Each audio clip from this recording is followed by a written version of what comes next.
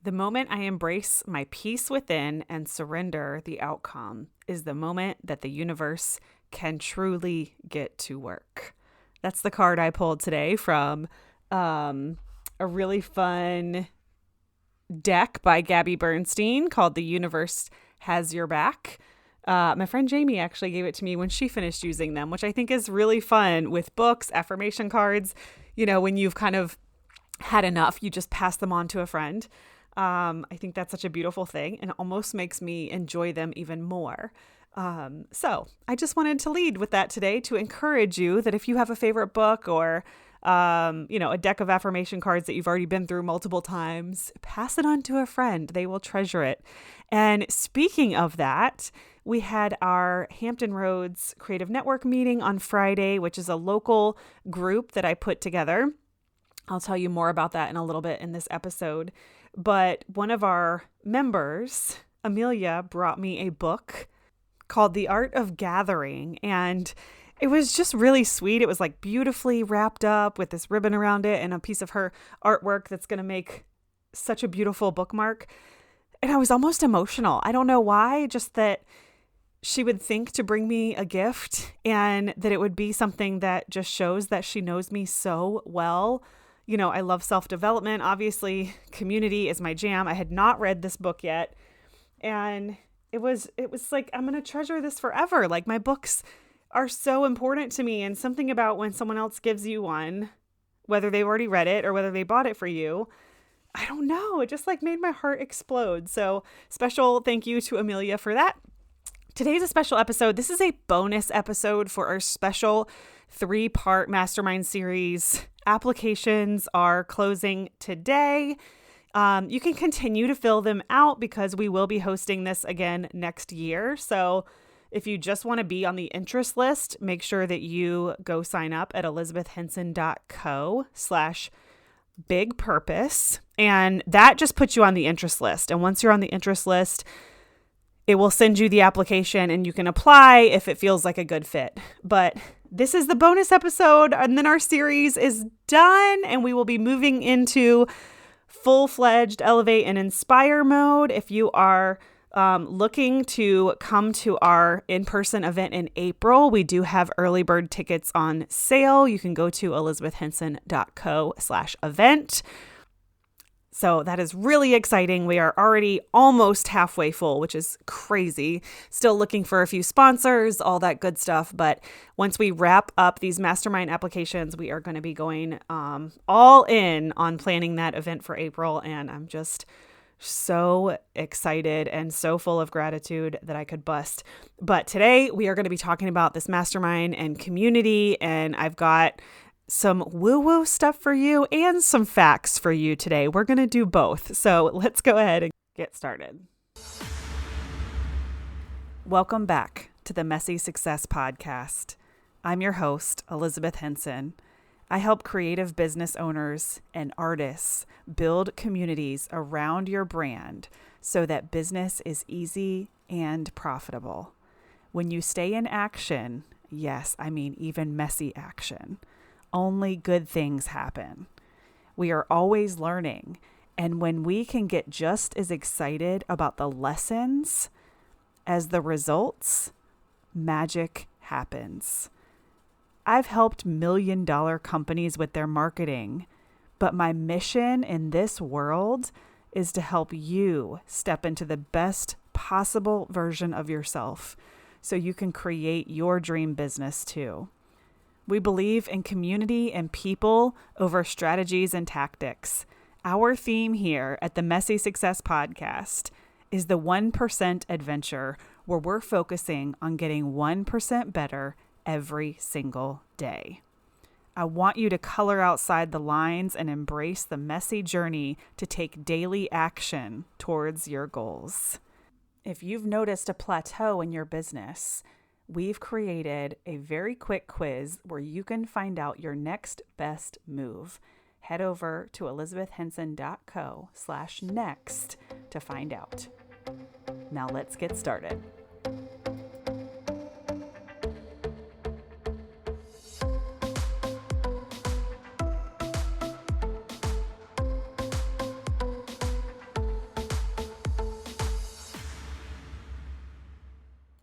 All right. I'm so excited about this episode. We're going to talk a little bit about the Mastermind community and, or just community in general. I shared a reel today about green flags and finding your business bestie. It is like one of those reels where I'm like, oh my God, this is going to nail it. This is going to be so good. Right. And it's like, oh, I'm still waiting, still waiting for it to take off.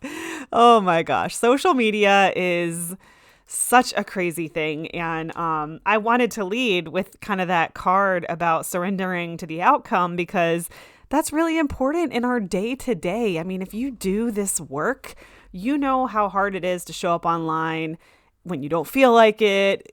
Sometimes I don't show up when I don't feel like it. You know, it's not easy to do what we do and to be constantly putting yourself out there. And I laughed at our meetup on Friday because, you know, I will cringe at my own stuff, of course, from a long time ago. But sometimes I even cringe at, like, I'll post something in the morning and by the evening I'm like cringing, like, oh gosh, thank goodness that's going away tomorrow in my stories, right?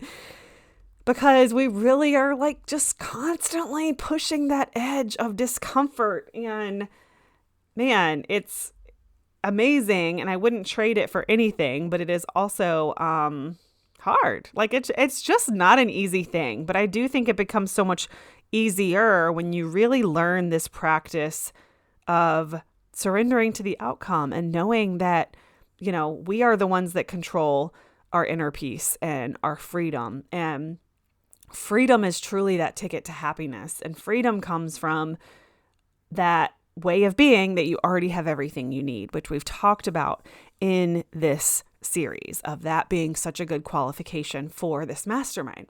So I wanted to lead today with a little bit of a story where I was chatting with a friend, someone who I'm actually in a mastermind with. We are in a peer-led mastermind, but it is a really, really good peer-led mastermind. Honestly, in my experience in the past, peer-led masterminds are like a solid like 5 out of 10, because, you know, people don't take it as seriously. They don't show up as much. But this peer-led mastermind, we run a tight ship. We are all in. Everyone is present. Everyone's holding each other accountable. I mean, this is a really good quality mastermind.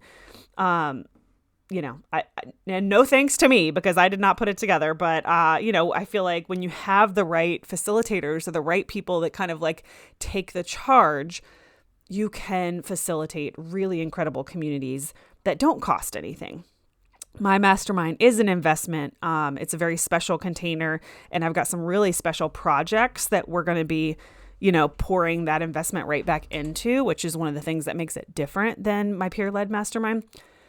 But back to the story. So I was voxing with one of my mastermind partners, and, you know, she just kept saying, I want more. Why don't I have more? Meaning like more people interested in her thing, more people to, you know, hear what she has to offer. And so many people do this. So many of my students do it. So many people at my creative network meetings do it, where they're like, if I could just reach more people, more. And when we are in this place of wanting more, what we're telling the universe is that we don't have enough, right? Where I am right now, I don't have enough. And why would we be given more when we're not satisfied with what we have? And when I really started to like believe that to be true and to embody that as truth, everything changed for me, because I don't really think anymore about more. I'm like, how can I help the people that are already in my circle? If I can't help 10 people, I can't help 100 people. So I just really get laser focused on helping the 10 people. And that's how I show up every single day. And, you know, we have 17 members inside my Elevate community right now. So every day I'm like focused on, how can I show up for those 17 people? Even if it's not something that they can see with their eyes, you know, behind the scenes, I'm thinking about them. I'm setting intentions. I'm setting to-do lists to make the program better. I'm delegating to my team. I'm really laser focused on being the best possible version of myself that I can be for those members and for future members. And that's just how I show up. And this didn't happen overnight. There's a slow evolution here of like really learning to be completely at peace and completely satisfied with what you have. And then more starts to show up. So I was chatting with my friend about that. And and we just had, it was like a very brief conversation. I think I was just responding to something she had said the day before, and then I kind of moved on. But then I opened up my books that morning to do my morning routine. You can hear all about that on the podcast. It's an episode. I think it's called Morning Routine in a Box, or the morning routine for people that don't love morning routines. There you go. Something like that. And so I opened up my gratitude journal, and there was a quote by Oprah about why would the universe give you more if you're not satisfied with what you have. And then I opened my other book, and it was like a whole excerpt on the same topic. And I was like, okay, wow. Maybe I'm supposed to talk about this or share about this. So I did. I jumped in my stories, all cringy in my, bummy clothes. I didn't have any makeup on yet or anything like that, and shared about it. Kind of unlike me, I really do like to be put together and like starting my workday before I share stuff. But I was just really feeling called to share. So I did. And then to take it a step farther, here's where I'm going to bring in a little bit of the woo-woo, you guys. So at Business by Design Live, James always does this Breakthrough of the Year contest. And one of the speakers in the Breakthrough of the Year contest, her name was Sue, and she has an animal card deck. It's an oracle deck, and they're animal cards. And I didn't know this at the time when I saw her present, but I did absolutely love her story. And there's something so inspiring about seeing older women in this space, and older, wiser, better, right? Like women in their 50s and 60s and even 70s, even 80s. I mean, even to start your career over in your 40s, or to be where I'm at, at 42, there's just something really inspiring about, older women that are really taking on this digital entrepreneur life. And I don't know, it was just really powerful. I was like so emotional watching her on the stage. And then come to find out later about the animal oracle deck. And if you guys don't know me, like when it comes to like my woo and like my spirit language, I am really drawn to animals and their symbolism and what they mean. And I just think it's really fun. And I have the Animal Speak book, and I love like reading that to my friends when they see a certain animal, and it just sparks really cool conversation. And my friend Summer explained it in the most beautiful way, because I kind of made a joke. I was like, well, I'm just going to go ask my animal cards, and she was like, you're not asking your animal cards for answers. It's like, what is so cool about, oracle decks and affirmations and reading and all these things is like they're eliciting what's already within us. So when we pull these animal cards and we read the meanings, they're just eliciting these beliefs or thought-provoking ideas that are already within us. It's just like a conversation starter is really all it is, right? It's starting a conversation. It's getting you to see things differently from the exact moment and situation that you're in. And it's just fun. I'm having a lot of fun with it. And so and I'm just like barely scratching the surface, with like this practice and doing this for fun. So it's like, I can't believe I'm even sharing all this with you guys. So the morning that I had this conversation with my mastermind friend, I was like, gosh, like I shared this with her. I have already shared this on the podcast about being one of the kind of requirements for applying to this mastermind. And now it's like the universe is just putting this stuff in front of me over and over. So I was like, let me pull a card to see, how this is kind of relating to the mastermind, just that I'm experiencing all of this. And so I practiced pulling 2 cards, one for her and then one for me and how it relates to the mastermind. And this is what's so fun about the cards, and what I'm really learning is you can just like pull a card and like, okay, cool. Now if I see this animal, it means blah, blah, blah. It's more like you set that intention of like, what does all of this mean in pertaining to X, Y, and Z? What does this all mean in my work life or my relationships or for my children? Or I can pull a card for my daughter. What does this mean about what she's going through? And it just provides thought-provoking conversation. So I pulled a card for her, and it was the frog, which again was like, you need to be grateful for the water that you have to attract more water. So it was like, that landed. And then the card that I pulled for me and how it related to the mastermind was the ant. And I was like, okay, the ant. But the meaning of the ant is planning, collaboration, focus, order, and group consciousness. So when I saw that group consciousness, I was like, okay, now I'm curious. So I wanted to share this with you guys today in the spirit of today being the last day to apply for the mastermind. Hopefully you've already listened to the previous episodes. You can go to elizabethhenson.co/series, and I've put them all on a landing page with how to access the application. Okay. So if you just stumbled upon this episode, go listen to those. See if you want to fill out the application or learn more about the mastermind. But remember, when I pulled this card, I said, what is all of this about and how does it relate to the mastermind? And I pulled the ant. So I'm going to read this with you guys. Because honestly, this episode was going to be about the power of community.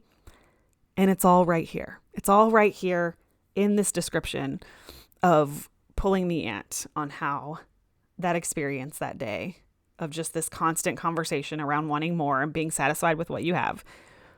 But that conversation, how that relates. Okay, here goes. With incredible strength for their size and unwavering determination, ants accomplish incredible feats like moving objects 10 times their size. Ants come together to form a unit that operates as one community. They are very structured, each having a role as they maintain that role. It contributes to the growth and security of the colony. Ant energy is being disciplined and focused, urging us to continue against all odds. The ants inspire us to stay aligned with our goals and work as a team for the greater good. It reminds us that our role is just as important as any other role within the community, as we represent a piece of a larger whole. The energy of the ant is about being of service to one another, respecting each other, and working together as a team. They remind us of our strengths and to be persistent and patient while reaching our goals. When we can stay focused on the task at hand and remain in harmonious alignment with the higher purpose, we will achieve what we set our visions to.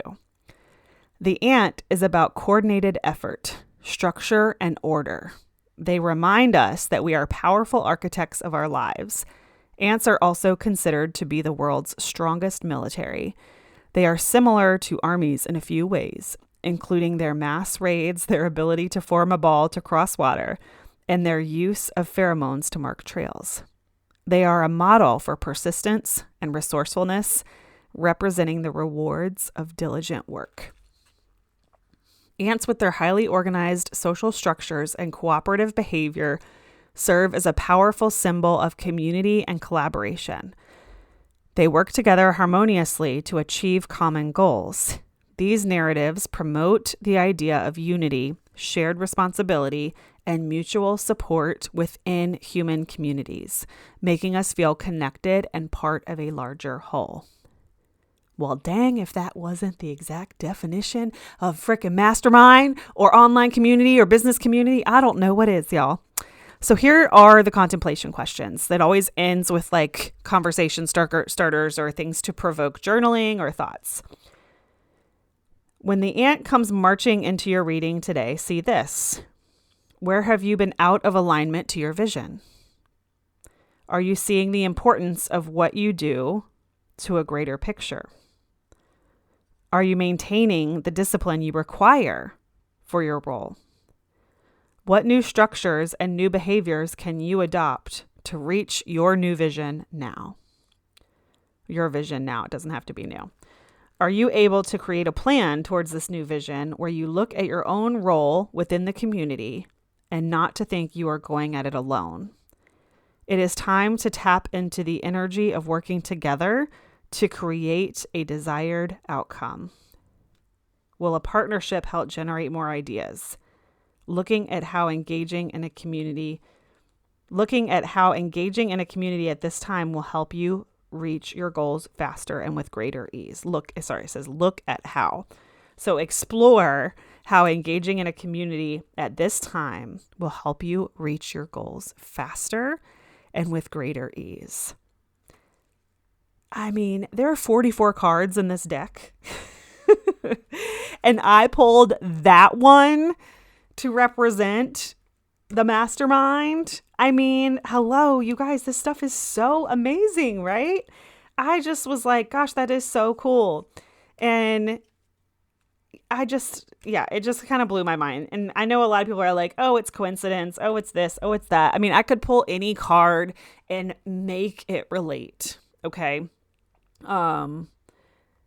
Like today I pulled the Scorpion, which is like, being the alchemist of your life and vibrating at a high frequency. I can make that relate. Okay. I'm not here to be like, oh my gosh, like this is facts and this is the way, but like, that's still freaking cool. That wasn't just like a piece of it. Like if I go into the definition, the reading about the Scorpion, I'm like, okay, a line or two relates. This was like the whole freaking thing described this perfectly. It was just so beautiful. And it was so perfect for this bonus episode because I really am in this like love affair with mixing spirituality and fact, and anybody that comes across my desk or anyone that I'm learning from, it's like I have to have both. I cannot just sit in data and numbers and analytics anymore. It's like I start to get really fidgety and uninterested.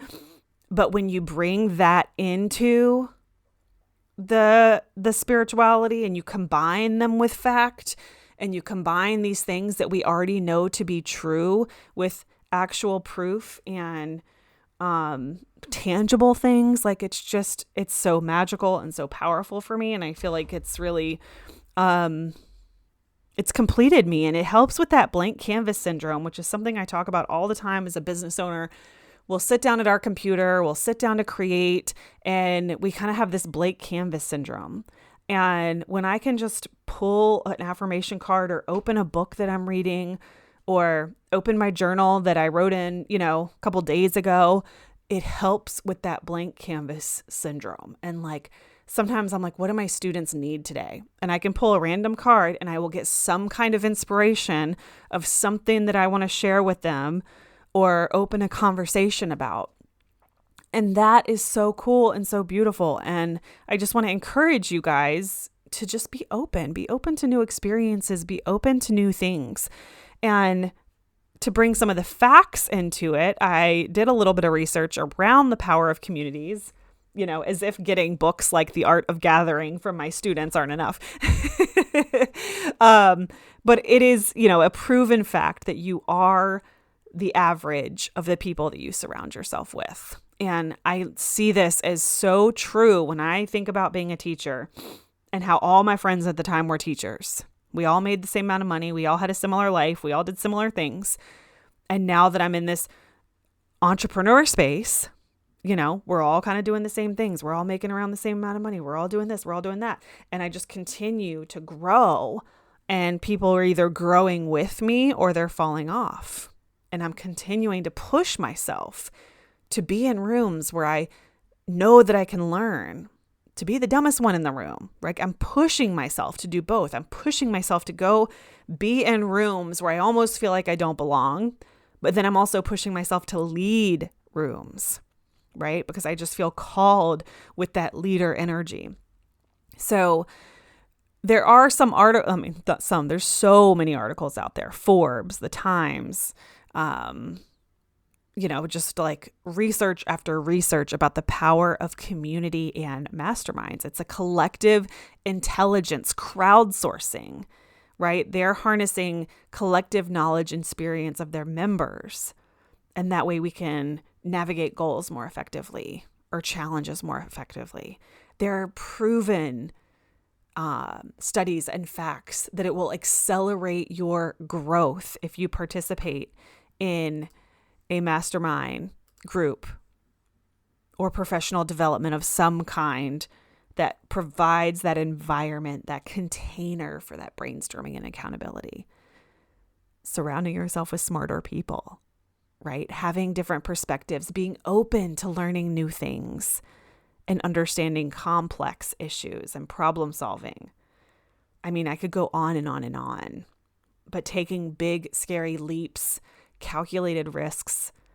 I told you about my failure in one of the other episodes, right? But knowing that the lesson that I learned was more valuable than the money that I lost. Being completely happy with where you are and knowing that your needs are met. And we can balance that with desiring more, of course.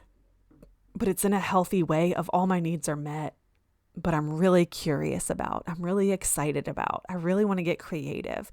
And when I tend to manifest and visualize making more money, I have symbols that represent that money in the kind of a material way. But I also visualize myself just giving it away, giving it back to my community, giving it back to programs and platforms that are helping young people learn these things.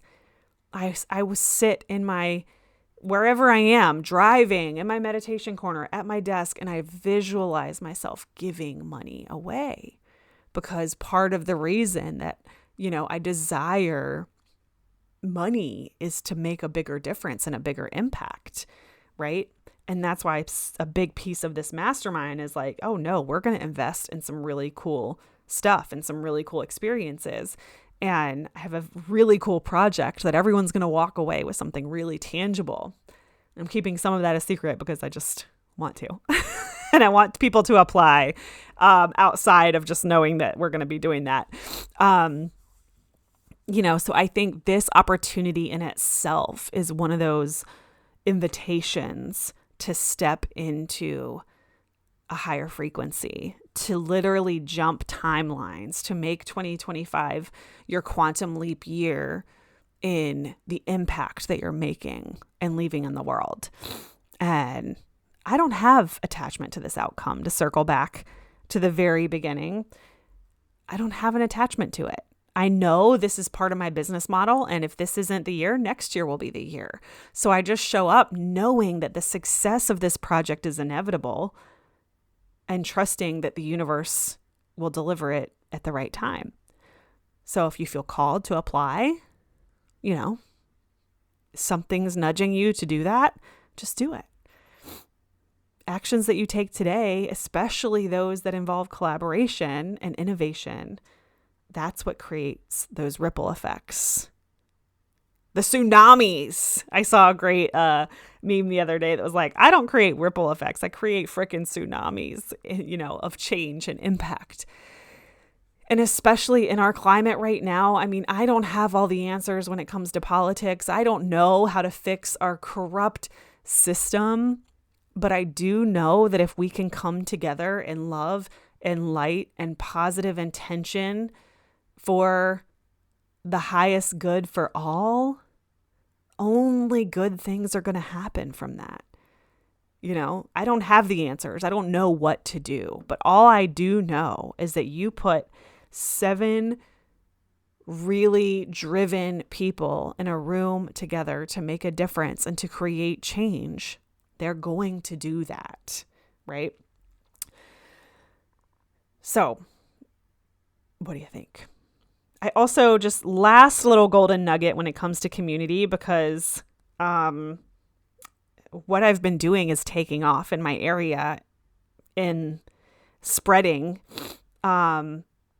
this whole concept of hosting in-person meetups, my Hampton Roads Creative Network, and then, using that list of amazing human beings to then fill seats in my April event, and continue to meet more people. I mean, if I look at my list of Elevate members, probably a third are here local, which is so cool. I mean, 2 years ago, I had like no local students or clients.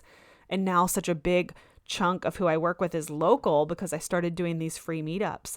And my friend Megan started doing free meetups, and she sold out her in-person event that's happening next weekend. Sold out.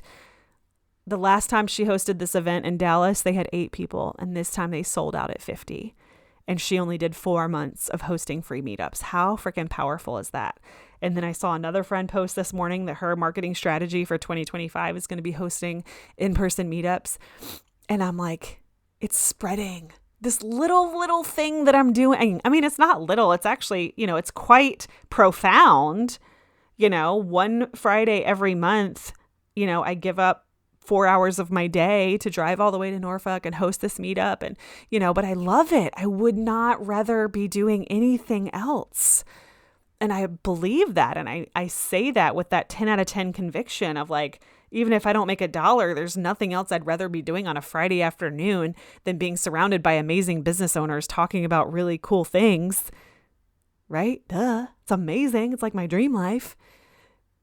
But the ripple effect of that is so cool. And I think that's why I got so emotional when Amelia gave me this gift, because this gift is a representation of what I'm doing.